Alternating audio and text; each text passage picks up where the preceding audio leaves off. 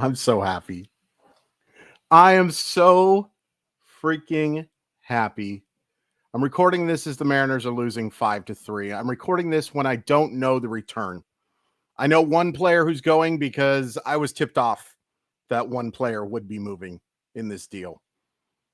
But the Mariners have acquired Eugenio Suarez from the Arizona Diamondbacks. I'm going to pause the video real quick because I promised my Uncle Gary that I would text him when that trade is made.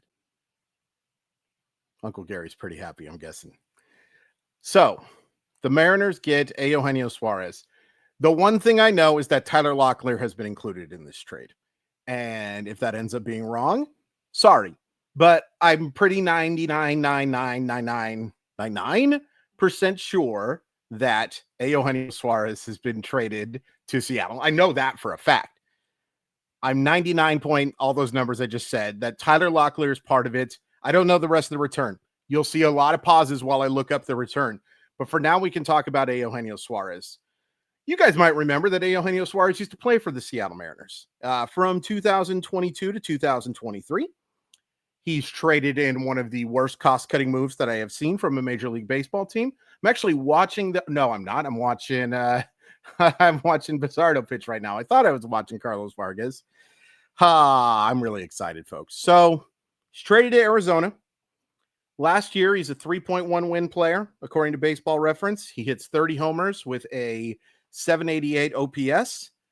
And then in 2025, this year, he has hit 36 homers, driven in 87 RBI. And when you lead baseball in the stat, I'm going to include it, damn it. 87 RBI with an 898 OPS. This is awesome. This is awesome, and I'm going to criticize the Seattle Mariners and their ownership until we win a World Series or until I see a budget that suggests that they are concerned about winning the World Series, right? That's going to keep happening. I don't want to hear any more talk about them being not aggressive at the deadline.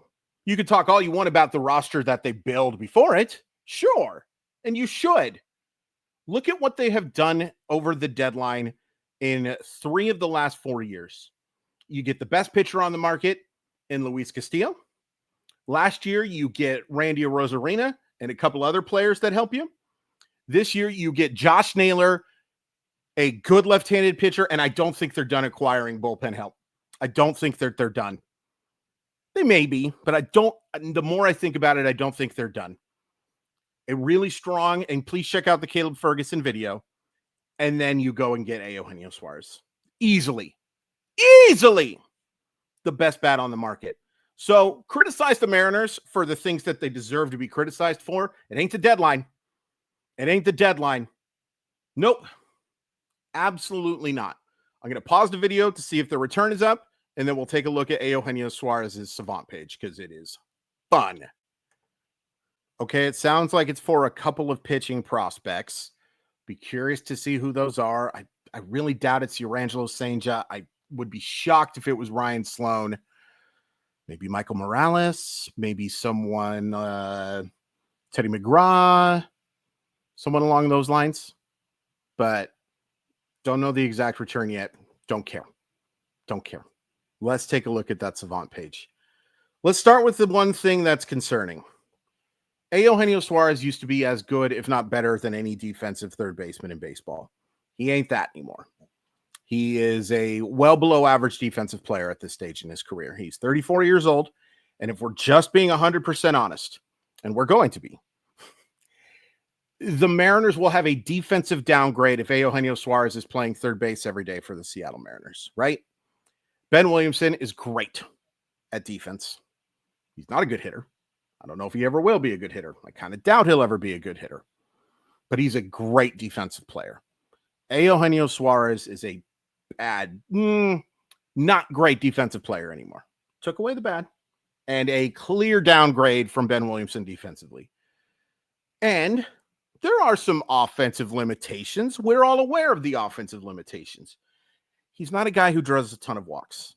he is a guy who strikes out a lot. He's whiffed 32.6% of the time. He struck out in 26.8% of his at-bats. And his expecting batting average of 233 makes sense because expected batting average takes strikeouts into account. And this guy strikes out a lot. You know what else this dude does a lot? He hits the gosh dang ball out of the frickin' ballpark a lot. And he is in the 88th percentile in hard hit percentage. He's in the 89th percentile in barrel percentage.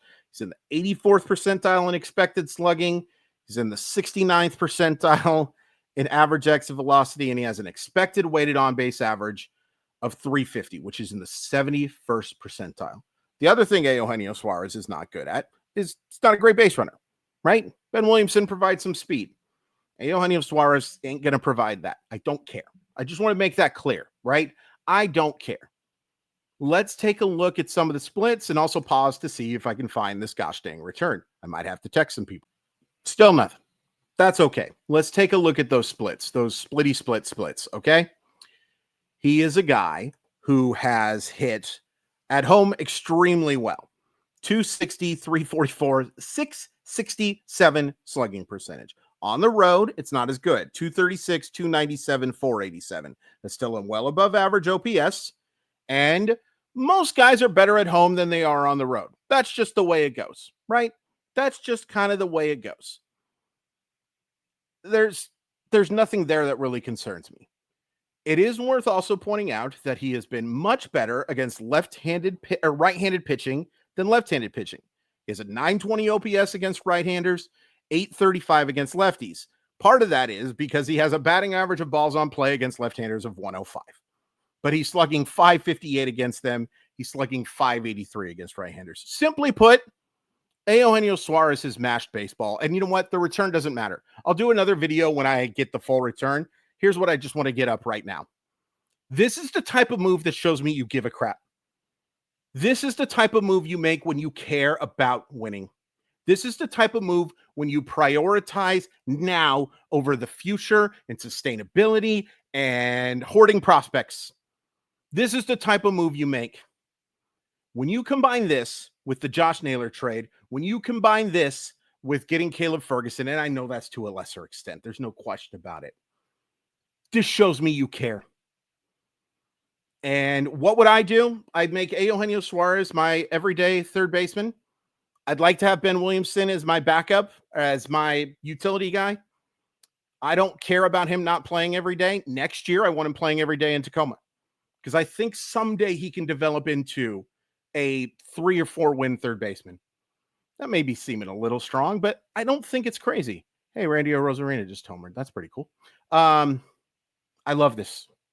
I love this. I don't care who the 2 pitching prospects are. I don't care. I'm pumped. And I hope you're pumped too, because this is the type of move you make when you care. I'll have a more complete video going over more stuff. I got to get ready for Locked On and all that stuff, but this is freaking awesome. Thank you, Justin Hollander. Thank you, Jerry DePoto. Thank you, John Stanton, for signing off on it. Whatever. This is awesome. I'm really happy. And I hope you're happy too.